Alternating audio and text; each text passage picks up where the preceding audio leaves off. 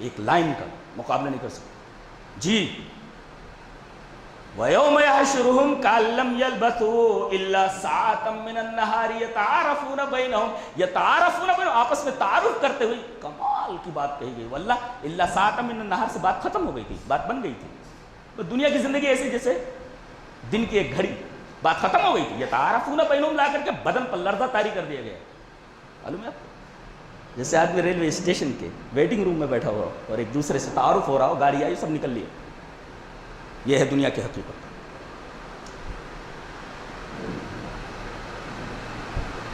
ایک آیت کریمہ پر بڑی اچھی نظر گئی, غور کیا میں,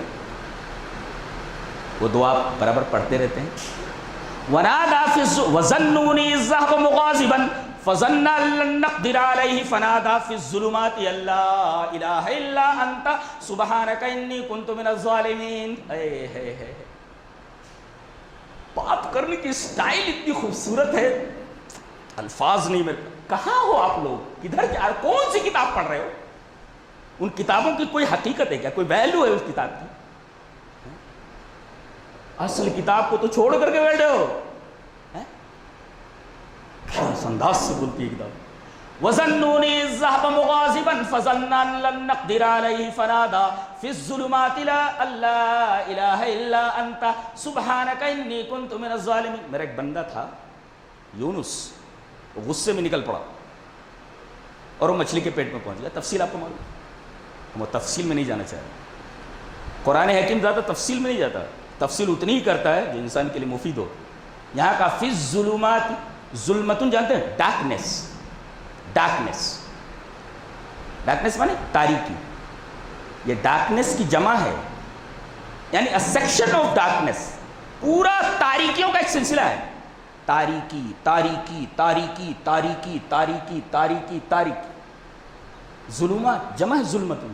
یہ تاریکیاں کیوں لائی گئی؟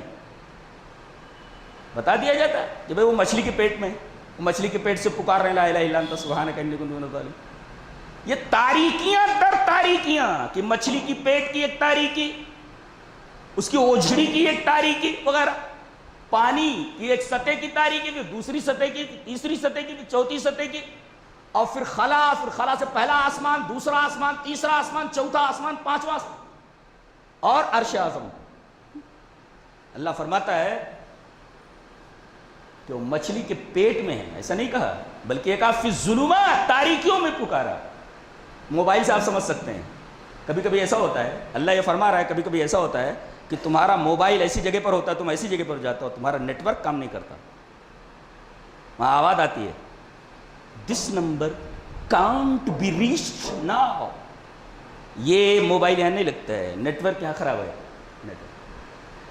کبھی کبھی تم ایسی جگہ پر ہوتے ہو جہاں تمہارا mobile out of network ہوتا ہے, کام نہیں کرتا, اور آواز آتی ہے کہ یہاں نیٹ ورک کام نہیں کر رہا ہے, لہذا آپ کا رابطہ مطلوب سے نہیں ہو سکتا. اللہ فرما رہا ہے تاریکیوں در تاریکیوں میں, ہمارے ہاں ناٹ ریچیبل ہے ہی نہیں, ڈائریکٹ کہیں سے پکارے ہم سن لیتے ہیں.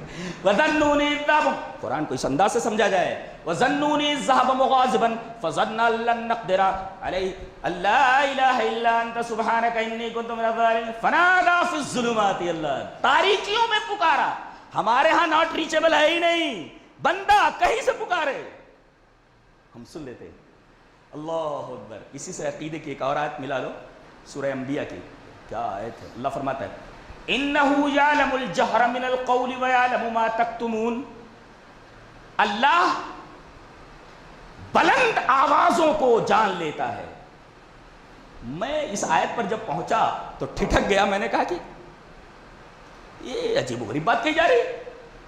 ارے یہ کہا جاتا کہ اللہ ہلکی سے ہلکی, باریک سے باریک آواز کو جان لیتا ہے, یہ تو الٹا کہا جا رہا ہے. اللہ بلند سے بلند آواز کو بلند آوازوں کو جان لیتا ہے. کوئی زور سے بولے تو جان لیتا ہے. ارے بھائی زور سے بول لے تو انسان بھی جان لیتا ہے. اب میری حیرت کی انتہا نہیں ہے کہ بات الٹی کہی جا رہی ہے بظاہر. ارے بھائی ایک آدمی دھیرے بولے تو ہم نہیں سن سکتے, لیکن زور سے بولے تو سن سکتے ہیں نا. تو یہاں یہ کہا جاتا کہ آدمی کی ہلکی اور باریک اور خفی بات کو سن لیتا ہے, لیکن الٹا کہا جا رہا ہے آدمی کے زور سے کہی جانے والی بات کو سن لیتا ہے, جان لیتا ہے. میں حیران ہو گیا, لیکن جب پہنچا کہ قرآن کہتا کیا ہے تو بدن کے رونگٹے کھڑے ہو گئے. جانتے ہیں مفسر اس کا تفسیرہ کرتا ہے, تلاش کیا تو ملا. مفسر کا تفسیرہ دیکھو کیسا لکھتا ہے. اذا اشتدت الاصوات وتداخلت,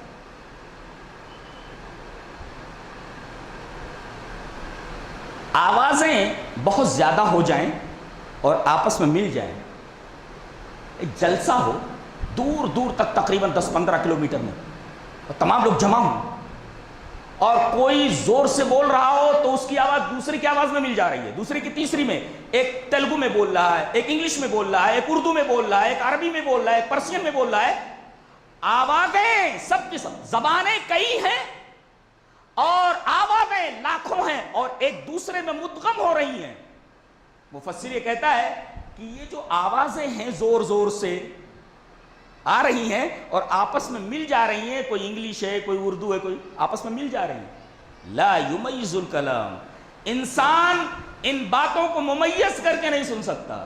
اللہ فرما رہا ہے ان ملی جلی آوازوں میں, لاکھوں آوازوں میں ہم یہ جانتے ہیں کہ کون کیا بول رہا ہے, کس زبان میں بول رہا ہے. کوئی بابا نہیں سمجھ سکتا, بابا کو زندگی پر انگریزی معلوم نہیں تھی, اب ایک آدمی ان کی قبر پر پہنچ کر انگریزی میں ان سے کچھ مانگ رہا ہے. بابا کو زندگی میں انگریزی آتی نہیں تھی, مرنے کے بعد انگریزی آ گئی. سبحان اللہ, ایک غلط عقیدہ, انتہائی واہیات قسم کا عقیدہ ہے. اللہ تمام زبانوں کا خالق ہے, وہ بولتا ہے کہ کسی زبان میں تم بول رہے ہو, اور یہاں تک کہ لاکھوں زبانیں, لاکھوں آوازیں ایک میں مکس ہو گئی ہوں تو ہم ممتاز کر سکتے ہیں کہ کون کیا بول رہا ہے, اور اس کی آواز کو سمجھ کر کے ہم اس کی استجابت کرتے ہیں اور اس کی دعا کو قبول کرتے ہیں. یہ کسی انسان کے بس کا روگ نہیں ہے. کیا تبصرہ ہے, اور آیت کریمہ کس غضب کی ہے. انہو یعلم, زور سے کہی ہوئی آوازوں کو ہم سن لیتے ہیں اور ہم جان لیتے ہیں. کتنی عجیب بات ہے نہیں. اللہ, تو ہمارے ہاں ناٹ ریچیبل نہیں ہے, کہیں سے بھی پکار ہم سن لیتے ہیں. ہم نے مچھلی کے پیٹ سے یونس کی دعا سن لی, اور آوازیں اگر خلط ملط ہو جائیں, آپس میں مل جل جائیں, تب بھی ہم جان لیتے ہیں, ممیز کر لیتے ہیں کون کیا بول رہا ہے اور کس زبان میں بول رہا ہے. ہم ساری زبانیں جانتے ہیں اس لیے کہ ہم تمام زبانوں کے خالق ہیں.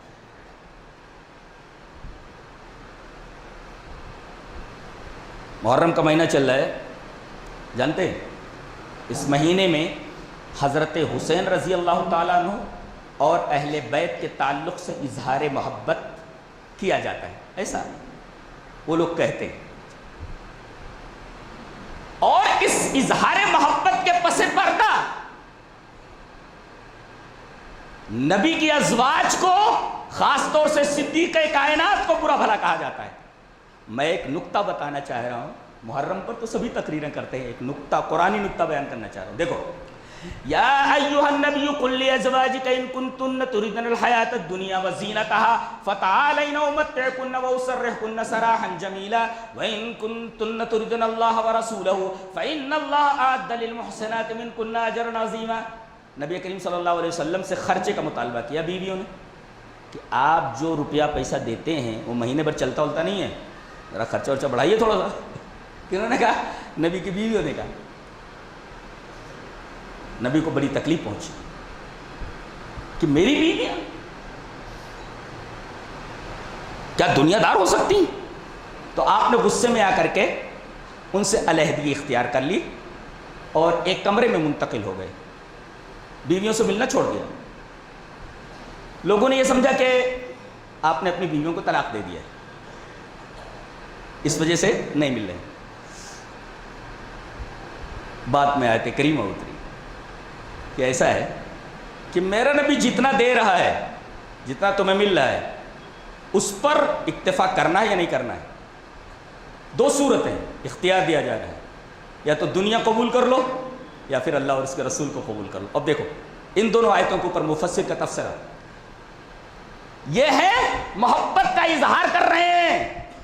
مفسر یہ کہتا ہے محبت کس کو بولتے ہیں, اسے صدیقہ کائنات حضرت عائشہ نے سمجھایا ہے کہ محبت کس کو کہتے ہیں, جس کو گالیاں بکتے ہیں. دیکھو کتنا, یہ بہت عجیب و غریب بات ہے, ذہن نشین کرو, سنا نہیں ہوگا کبھی کہ حضرت عائشہ رضی اللہ تعالیٰ عنہ بھی اس میں شامل ہے. آیت کریمہ اتر رہی ہے, مفسر کا تفسیرہ دیکھو ان آیت کے اوپر. ھذا ھو الحب, اسے محبت کہتے ہیں. ترجمہ کیا ہوا؟ ہاذا هو الحب، یہی محبت ہے. دس از دا لو، دس از دا لو. ہم پوچھتے ہیں واٹ از لو؟ محبت کیا؟ لو از friendship, love is this, love is that وغیرہ وغیرہ. لیکن یہاں بتایا جا رہا ہے کہ محبت کس کو کہتے ہیں؟ مفسر بولتا ہے ہاذا هو الحب، محبت اس کو کہتے ہیں. کس کو؟ امرأۃ تخیر بین الدنیا وزینتها وبین حیات قاسیۃ صعبہ فتختار قسوۃ الحیات مع من تحب. اللہ اکبر. اس آیت کریمہ کے اوپر مفسر کا عربی میں یہ تفسیرہ، میرے پاس الفاظ نہیں ہے کہ داد دے سکوں، کہتا ہے کہ محبت اسے کہتے ہیں. سیکھنا ہو محبت تو صدیق کائنات حضرت عائشہ سے سیکھو کہ محبت کس کو بولتے ہیں. کہتے ہیں امراتن، ایک عورت ہے، کون؟ حضرت عائشہ. تخیر بین الدنیا وزینتها وبین حیات قاسیۃ صعبہ، کہ ایک طرف دنیا کی رنگینیاں ہیں، دنیا کی زندگی ہے، عیش و آرام ہے، اور دوسری طرف ایک تکلیف بھری زندگی ہے کہ ایک ٹائم کھانا ملا تو دو ٹائم کھانے نہیں ملے. اختیار دیا جا رہا ہے کہ اگر تم کو دنیا کی رنگینیاں، دنیا کی ساری نعمتیں اور دنیا کا سارا تعیش تمہیں دے دیا جائے ایک طرف، اور دوسری طرف ایک تنگی ترشی والی زندگی ہے نبی کے ساتھ، بولو بولو یہ چاہیے، یہ چاہیے. حضرت عائشہ فرماتی ہیں مجھے وہ تنگی اور ترشی والی زندگی پسند ہے جو میرے محبوب کے ساتھ ہو. ماں من تو ہے. یہ محبت کا طریقہ صدیق کائنات نے سمجھایا. ارے تم اپنی پیٹھ کاٹ کر کے، اپنا سینہ توڑ کر کے، پھاڑ کر کے کون سی محبت کا اظہار کر رہے ہو؟ اور اب تو عجیب و غریب بات یہ ہے، اتحاد کا ایک عجیب و غریب منظر ہے. 10 دن وہاں بھی ہے، 10 دن وہاں بھی ہے. بہت بڑی بات کہے گا، سوچ لو. عجیب و غریب منظر ہے، 10 دن وہاں بھی ہے، 10 دن یہاں بھی ہے. چلو اتحاد کا اس سے بڑا منظر اور کیا ہو سکتا ہے؟ ساتھ میں ہو جاؤ. کچھ سمجھ میں آ رہا ہے میں کیا بول رہا ہوں؟ اللہ. تو صدیق کائنات نے سمجھایا کہ محبت کس کو کہتے ہیں. تم اظہار محبت کر رہے ہو، اور اظہار محبت جھوٹا بھی ہو سکتا ہے اور سچا بھی ہو سکتا ہے. لیکن حضرت عائشہ رضی اللہ تعالیٰ عنہا نے صرف محبت کا اظہار نہیں کیا، محبت کو پریکٹیکل دکھلایا ہے کہ محبت اس کو کہتے ہیں. اور اللہ تبارک و تعالیٰ نے ان کی تعریف فرمائی. نبی نے فرمایا بھی، اپنے باپ سے پوچھ لو کہ دنیا چاہیے یا نبی چاہیے، تنگی ترشی والی زندگی چاہیے، دنیا کا تعیش چاہیے.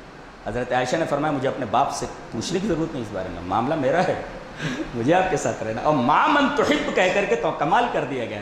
مع من تحب، اپنے محبوب کے ساتھ تنگی اور ترشی والی زندگی مجھے پسند ہے. یہ ہماری بہنوں کے لیے، ہماری ماؤں کے لیے بہت بڑا درس عبرت ہے، بہت بڑا درس عبرت. اس لیے کہ آگے یہ کہا گیا ہے وَإِن كُنتُنَّ تُرِدْنَ اللَّهَ وَرَسُولَهُ فَإِنَّ اللَّهَ أَعَدَّ لِلْمُحْسِنَاتِ مِنْكُنَّ أَجْرًا عَظِيمًا. اگر تمہیں اللہ اور اس کا رسول چاہیے تو اللہ تبارک و تعالی نے اچھے عمل کرنے والوں کے لیے، اچھے عمل کرنے والے، نیک بیویوں کے لیے، نیک عورتوں کے لیے اجر عظیم تیار کر رکھا ہے. اور اجر عظیم کیسا بولوں؟ قرآن حکیم کا اندازہ بیان دیکھو، طبیعت پھڑک جائے گی. اللہ نے فرمایا فَآتَاهُمُ اللَّهُ ثَوَابَ الدُّنْيَا وَحُسْنَ ثَوَابِ الْآخِرَةِ وَاللَّهُ يُحِبُّ الْمُحْسِنِينَ. سمجھ آیا؟ اللہ نے ان کو دیا دنیا کا بدلہ. دیکھ رہے ہیں آپ، ثواب میں نے بدلہ، ثواب الدنیا. فَآتَاهُمُ اللَّهُ ثَوَابَ الدُّنْيَا، اللہ تعالیٰ نے ان کو دنیا کا بدلہ دے دیا. وَحُسْنَ ثَوَابِ الْآخِرَةِ، غور سے دیکھیے کہ دنیا کے بدلے کی جب بات آئی تو وہ حسن نہیں ہے، اور جب آخرت کے بدلے کی بات آئی تو وہ حسن لایا گیا ہے. تعبیر دیکھ رہے ہیں؟ فَآتَاهُمُ اللَّهُ ثَوَابَ الدُّنْيَا وَحُسْنَ ثَوَابِ الْآخِرَةِ. جب دنیا کے ثواب کی بات آئی تو وہاں حسن نہیں لایا گیا. فآتاہم اللہ ثواب الدنیا، ڈائریکٹ ثواب الدنیا کہہ دیا گیا. لیکن آخرت کے بدلے کی بات آئی تو وہاں حسن جوڑ دیا گیا. فآتاہم اللہ ثواب الدنیا وحسن ثواب الآخرہ واللہ یحب المحسنین. اب معلوم ہے اللہ یہ بتانا چاہ رہا ہے دنیا کی حسین سے حسین نعمت آخرت کے مقابلے میں بدصورتی کے علاوہ کچھ بھی نہیں. تمہارے پاس جو کچھ ہے سب بدصورتی ہے. بیوٹی تو ہمارے یہاں ہے، حسن تو ہمارے یہاں ہے. یہاں جو بدلہ دیا جا رہا ہے وہ صرف بدلہ ہے، لیکن آخرت کا جو بدلہ دیا جا رہا ہے ٹوٹل حسین بدلہ ہے. کیا انداز بیان ہے. فآتاہم اللہ ثواب الدنیا وحسن ثواب الآخرہ. دنیا کے بدلے کی بات آئی تو ثواب کہہ کر کے چھوڑ دیا گیا، بدلہ کہہ کر کے. اور جب آخرت کے بدلے کی بات آئی تو اس پر حسن کی اضافت کر دی گئی، حسن ثواب الآخرہ. اور ڈر جائے آدمی، ڈر جائے آدمی. میں ایک بات بولتا ہوں، آدمی کسی چیز سے ڈر رہا ہو بھاگتا ہے نا، بھاگتا. قرآن حکیم کا انداز بیان دیکھو کتنا حیرت انگیز انداز بیان ہے، دنیا کی کسی کتاب میں نہیں ملے گا. تم کہتے ہو ہم نے یہ کتاب پڑھی ہے، ساری کتابیں پڑھ کر کے بیٹھ گیا ہوں. اب اگر قرآن کے بارے میں اس طریقے کا تبصرہ میرا ہو تو قابل قبول ہونا چاہیے. بہت عجیب و غریب معاملہ ہے. کسی چیز سے آدمی ڈر رہا ہو تو کیسے بھاگے گا؟ وہ آگے آگے بھاگے گا اور جس چیز سے ڈر رہا ہے اس کے پیچھے ہوگی. یہی ہوگا نا. ارے بھائی میں شیر میرے پیچھے پڑا ہے، ہاتھی پڑا ہوا، سانپ پڑا ہوا ہے، تو سانپ پیچھے پیچھے ہوگا، میں آگے آگے ہوں گا. وہ خوفناک چیز جس سے میں ڈر رہا ہوں وہ میرے پیچھے ہوگی، میں بچنے کے لیے آگے کی طرف بھاگوں گا تاکہ وہ مجھے پکڑ نہ سکے.